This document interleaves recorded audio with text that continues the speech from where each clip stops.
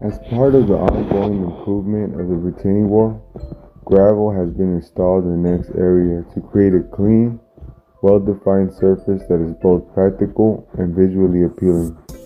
Since plants have already been added in this section, artificial turf was not installed.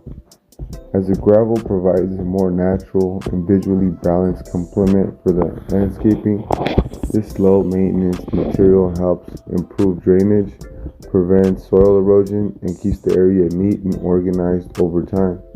The contrast between the gravel, plants, and surrounding elements adds texture and depth to the space, resulting in a more refined, cohesive look.